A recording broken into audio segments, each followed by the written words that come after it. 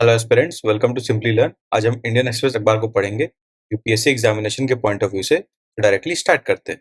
देखिए, पहला आर्टिकल ये है कि मणिपुर में जो वायलेंस है काफी हद तक बढ़ गया है और होम मिनिस्ट्री को फाइनली जाके शूट एट साइट का ऑर्डर्स देना पड़ा इन द एक्सट्रीम केसेस। मुद्दा क्या हुआ कि जो मणिपुर में मैतीस ट्राइब है, इसके बारे में कल हम लोग ने पढ़ाई किया था, उनको एसटी कैटेगरी में स्टेटस मिलने का बात चला। इस पर हाई कोर्ट ने मणिपुर की एग्री कर दिया और वहाँ की जो कुकी ट्राइब है, लोकल ट्राइब जो वहाँ की है, वो इस बात से डिसएग्री कर रही है।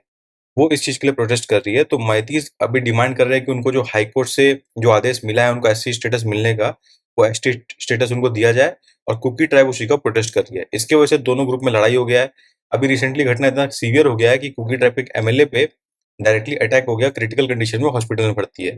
तो it was just to give you the idea of the context of the violence जो वहाँ पे चल रहा है। तो एग्जाम पॉइंट ऑफ व्यू से क्या समझना है कि एथनिक वायलेंस जो है, उसी का मुद्दा चल रहा है, एथनिक वायलेंस, जहाँ पे माइतीज और कुकी ट्राइब्स में इनफाइट चल रहा है मणिपुर के अंदर। नॉर्थ ईस्ट में बहुत सारा एथनिक इनफाइटिंग काफी सारा होता रहा है पास्ट में भी, और संभावना आने वाले समय में भी होगा। तो अपने एग्जाम पॉइंट ऑफ व्यू से क्या समझना है, एक तो इंटरनल सिक्योरिटी के हिसाब से आपको समझना है ये इशू, इसमें आप एथनिक वायलेंस को समझिए, क्योंकि ये क्वेश्चन बन सकता है 10 मार्कर के अंदर कि एथनिक वायलेंस क्या होता है। इसमें एग्जांपल यूज कर सकते हैं कुकीज और मैतीज का आप मणिपुर के अंदर। उसके अलावा और भी एग्जांपल्स है, नागा नागा ट्राइब का भी बहुत सारा वायलेंस हुआ है, कॉन्फ्लिक्ट हुआ है नागालैंड के अंतर्गत for the development of Nagaland. इसमें रीजनलिज्म का कॉन्सेप्ट भी आता है, कुछ हद तक रीजनलिज्म का फंडा भी आता है, पर डायरेक्टली इसमें इन्वॉल्व नहीं है। रीजनलिज्म ज्यादातर नागालैंड के अंदर आता है, नागालैंड या गोरखालैंड वाला जो कॉन्सेप्ट है उसके अंदर आता है। तो इंटरनल सिक्योरिटी के पॉइंट ऑफ व्यू ये आर्टिकल रिलेवेंट रहेगा आपके पढ़ने के लिए। और सेकंड, नॉर्थ ईस्ट में जो इंस्टेबिलिटी डेवलप हो रहा है अभी मणिपुर के अंतर्गत, नॉर्थ ईस्ट इंस्टेबिलिटी के ऊपर भी क्वेश्चन आ सकता है, क्योंकि नॉर्थ ईस्ट के कुछ रीजन में अभी भी इंस्टेबिलिटी है आफ्टर इंसर्जेंसी, तो उस लिए भी रेलिवेंट बन सकता है। अभी आप सभी को पता होगा कि एससीओ का फॉरेन मिनिस्टर्स मीटिंग है, तो उसके लिए क्या है, फॉरेन मिनिस्टर, इंडिया के फॉरेन मिनिस्टर, ये चाइनीज काउंटर पार्ट से अपने मुलाकात किया उन्होंने, रशियन काउंटर पार्ट से मुलाकात किया, और पाकिस्तान काउंटर पार्ट इंडिया पहुंच गए। तो ये एससीओ मीटिंग का जो आउटकम आएगा वो अपने लिए पढ़ना रिलेवेंट रहेगा। तो ये जब आ जाएगा तो कल परसों के दिन जब आर्टिकल आएगा एक्सप्रेस में, तो हम लोग उसको रीड कर लेंगे। अभी के लिए क्या समझना है कि एससीओ क्या होता है, एक बार रिवाइज कर लीजिए। आप लोगों को रिवाइज करना है तो एससीओ का फंक्शनिंग कैसे होता है, इसमें इंडिया का क्या इंटरेस्ट है और इसमें वर्ल्ड का क्या इंटरेस्ट है, ये बस समझ लीजिए एक बार के लिए। अभी बिहार के पॉलिटिक्स में रिसेंट डेवलपमेंट ये हुआ है कि वहाँ के जो कास्ट सर्वे है उसको पटना हाईकोर्ट ने हॉल्ट कर दिया है। अब पॉलिटिकल मुद्दा है, एग्जाम के लिए डायरेक्टली इंपॉर्टेंट है नहीं, बट एग्जाम के लिए ये वाला पार्ट इंपॉर्टेंट है, कास्ट सर्वे। आप इस चीज को थोड़ा रिलेवेंटली रीड कर सकते हो कि कास्ट सर्वे जो है होना चाहिए कि नहीं होना चाहिए, इसके क्या बेनिफिट्स है और इसके क्या नुकसान है। ये वाला पार्ट आप रीड कर लिए, 10 मार्कर का क्वेश्चन कभी भी बन सकता है। इसमें ऐसे देखिए, कास्ट सर्वे का चैलेंजेस बताया डेटा सिक्योरिटी और प्राइवेसी के ऊपर, तो उस तरह से ध्यान रखिए आप लोग। अभी इंडिया के फाइनेंस मिनिस्टर ने एक प्रिवेंशन ऑफ मनी लॉन्ड्रिंग जो एक्ट है उसके अंदर नोटिफाई कर दिया कि चार्टेड अकाउंटेंट्स जो अपने क्लाइंट के बिहाफ में डील करते हैं, फाइनेंशियल एक्सचेंजेस करते हैं, ट्रांजेक्शन करते हैं, उनको भी मनी लॉन्ड्रिंग लॉ के परमिट के अंदर लाया जाएगा। उनको ला दिया गया basically. Prevention of money laundering act जो है, पीएमएलए, ये पाइनियर एक्ट है मनी लॉन्ड्रिंग के ऊपर इंडिया के अंदर। तो इसके अंदर चार्टर्ड अकाउंटेंट्स को भी ला दिया जाएगा। अब इसमें तो एक्सप्लेन ये किया है कि कौन कौन से एक्टिविटीज के अंदर लाया जाएगा, वो एक्जैक्टली रीड करना इंपॉर्टेंट नहीं है, बट ये अपडेट इंपॉर्टेंट था। बेसिकली हुआ क्या, widening of definition of entities under PMLA. जो पीएमएलए के अंदर एंटिटीज जो आते हैं, जिनको इंक्लूड किया गया prevention of money laundering act के अंतर्गत, उनमें सीए को भी इंक्लूड कर दिया गया। This is the idea. अब पेज 4 में एक रेलिवेंट आर्टिकल है, देखिए टाइप 2 डायबिटीज के ऊपर आर्टिकल है। ऐसे चाहो पूरा आर्टिकल आप पढ़ सकते हो, पर रिलेवेंट खाली इतना समझना है कि टाइप 2 डायबिटीज होता कैसे है। देखिए, नॉर्मल पर्सन में क्या होता है, इंसुलिन बॉडी में सीक्रेट इनफ होता है कि वो डिजायर्ड इफेक्ट टिश्यू पे ला सके, पर कई बार टिश्यू रिस्पॉन्ड नहीं कर पाता यूजुअल अमाउंट ऑफ इंसुलिन से। तो पैनक्रियास जो है एक्स्ट्रा काम करता है ताकि extra amount of insulin secret करे।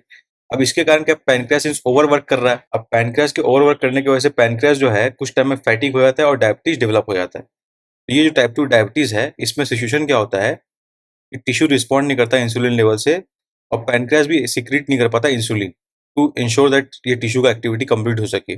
ये किसी भी वजह से हो सकता है, जेनेटिक डिफेक्ट की वजह से हो सकता है, पुअर डेवलपमेंट इन द वूम की वजह से हो सकता है, एनवायरमेंटल फैक्टर्स की वजह से हो सकता है।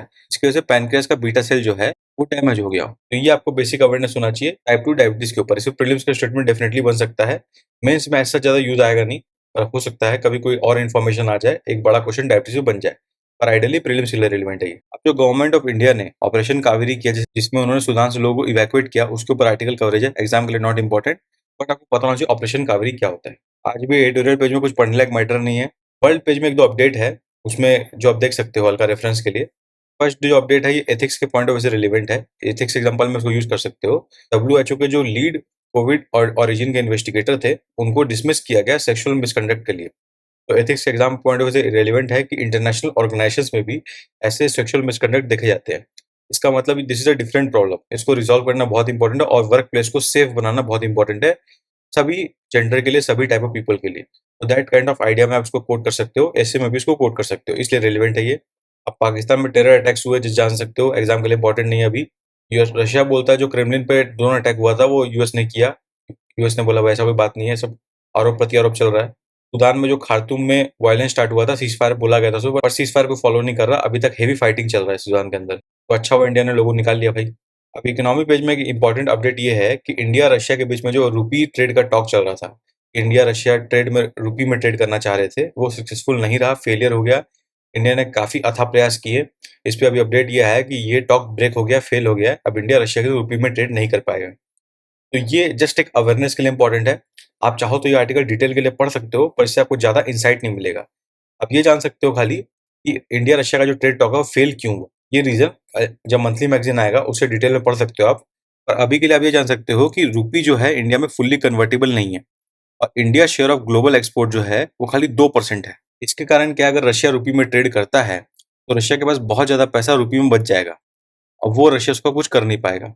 इसी कारण से रशिया बोला इंडिया को कि रूपी में ट्रेड करना मुश्किल है। इज द ब्रॉडर रीजन, ये आप समझ सकते हो। बाकी डिटेल में मंथली मैगजीन में पढ़ लेंगे, क्योंकि इसमें और कोई पॉइंट्स रिलेवेंट है नहीं। अभी बहुत दिनों बाद 2-3 से एक्सपेंड में कोई रिलेवेंट इन्फॉर्मेशन नहीं आ रहा, तो आज भी एक्सपेंड में पढ़ने लायक कोई मैटर नहीं है।